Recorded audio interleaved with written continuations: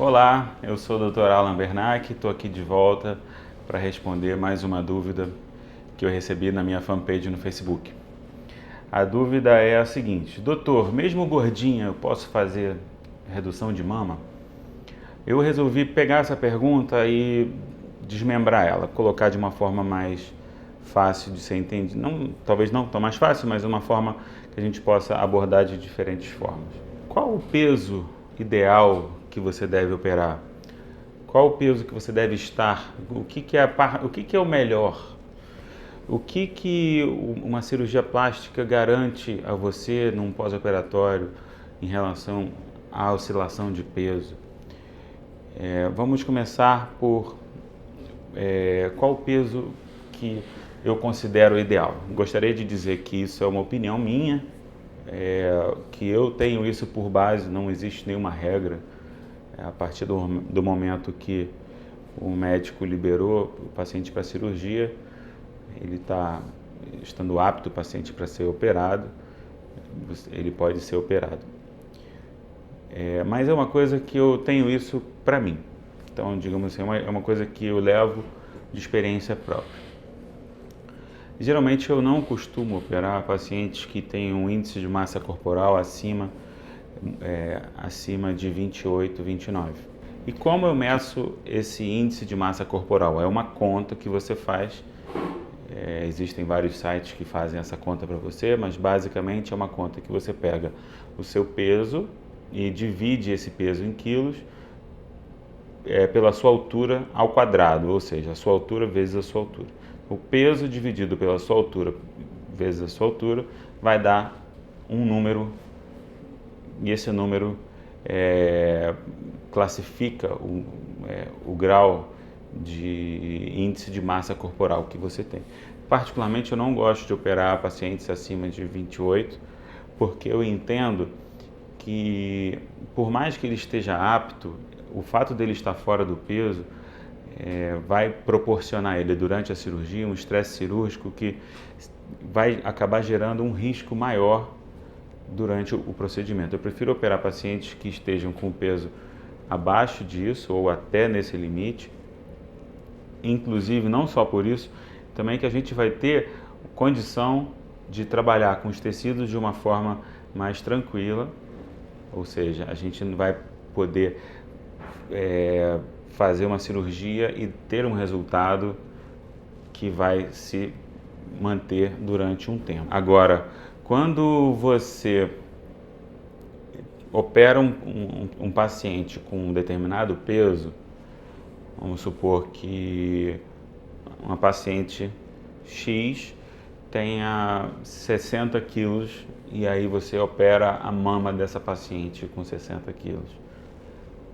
Você, quando entra numa cirurgia, você faz que aquela cirurgia seja para aquele paciente naquele momento, para que essa cirurgia seja melhor para aquele paciente, naquele peso, naquela hora.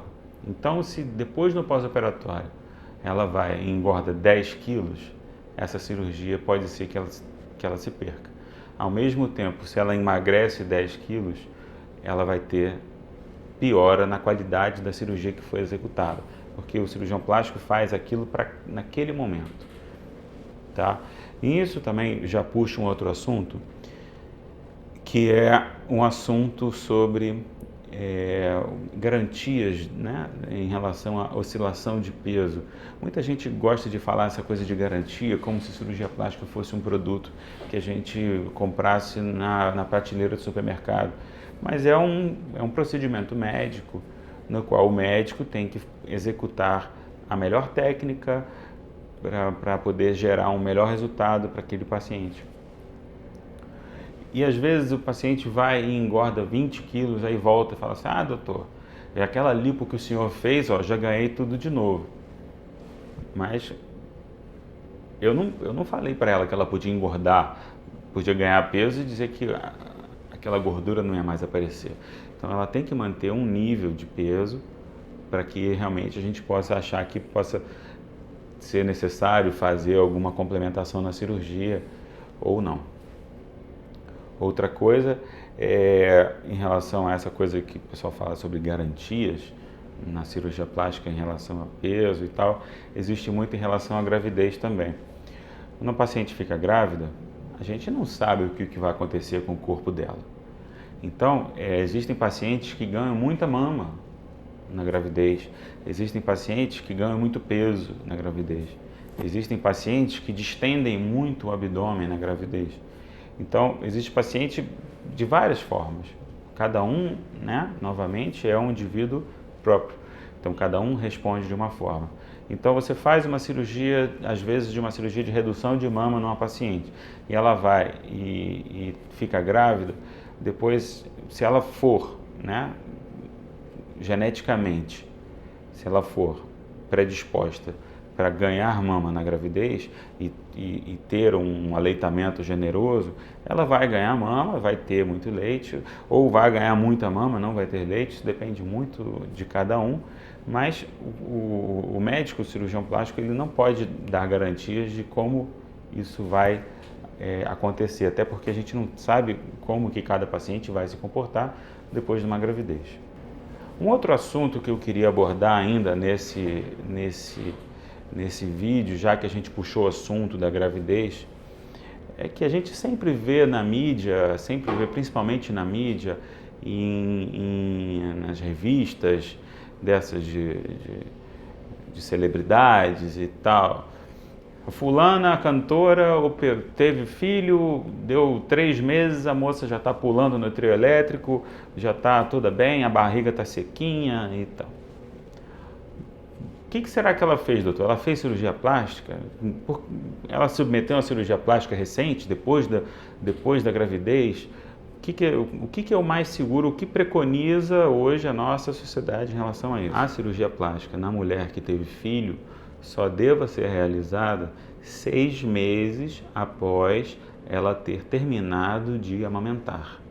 Por que esse período? A gente acredita que esse período seja um período no qual os hormônios todos da gravidez já estejam em níveis normais, e que isso não vai interferir numa cicatrização, num edema de tecido, em algumas coisas assim. Mas por que aquela moça que o senhor falou no começo, que já estava pulando no trio elétrico, ela já está magrinha e tal, e já foi? Eu volto a afirmar, existem várias formas de você levar a sua gravidez. Uma delas é mantendo peso. Então, se você engorda durante a gravidez 9, 10 quilos, assim, em pouco tempo, depois, no pós-operatório, você já vai estar praticamente com o seu peso ideal. Mas isso não quer dizer que ela não deixou de amamentar. Ela pode estar pulando no trio elétrico, mas com certeza ela está amamentando. Ela está fazendo o que tem que ser feito e ela está só executando a profissão dela. Então, repetindo, mais uma vez, para que fique claro, a gente só pode fazer cirurgia plástica depois da gravidez 6 meses depois que há o término do aleitamento. Tá? Então você vai amamentar por o período que a sua ginecologista obstetra e o seu pediatra conversar com você. Depois disso, 6 meses depois, a gente pode encarar uma cirurgia plástica. Bem, por hoje é só. Espero que tenha sido oportuno e tenha sido de alguma valia esse tipo de informação que a gente pôde passar para você agora. Não esquecendo que, se tiver alguma dúvida, escreve para mim, coloca na minha fanpage no Facebook, que se essa dúvida for bem interessante, inclusive para a gente poder fazer um vídeo sobre ela, vai ser ótimo, porque a gente vai conseguir tirar o máximo de dúvidas possível sobre cirurgia plástica, ou sobre segurança em cirurgia plástica, sobre os implantes, sobre o que quer que vocês acharem que seja importante colocar, ok? Até mais!